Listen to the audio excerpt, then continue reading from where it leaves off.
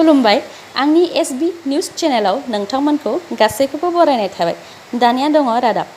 Sushant Singh Rajput suicide केसआव बिनि girlfriend रिया चक्रवर्तीखौ सुशांतनि एकाउन्टनिफ्राय गावनि एकाउन्टसिम गोबां crore रां ट्रेन्सफार खालामदों।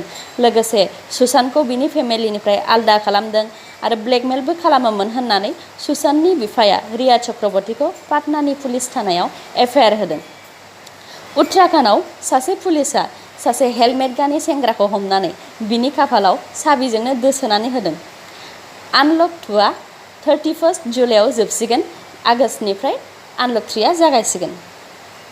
लखनऊआव सानै इन्जिनियारा गावनि साख्रिखौ खोमाखांनायनि उनाव भाङासिङानि फालांगिखौ जागायनांबाय। दिनै भारतसिम गंबा राफेलआ फ्रान्सनिफ्राय सौफैगोन। गासै भारत सरकारा बेखौ 36टा बायदों।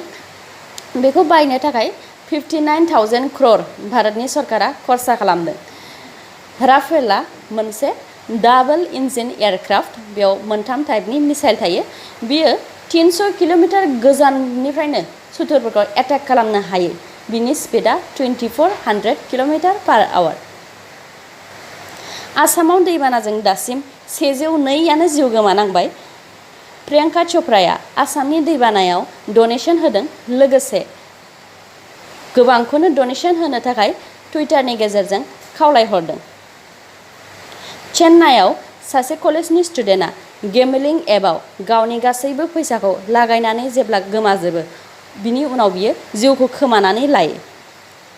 आसामनि निमलागुरनिफ्राय अरुणाचलनि गहपुरसिम ब्रह्मपुत्र दैनि सिंजों मोनसे नाला बानायनो थाखाय भारत सरकारा आमेरिकानि मोनसे कम्पानिजों प्लान खालामदों।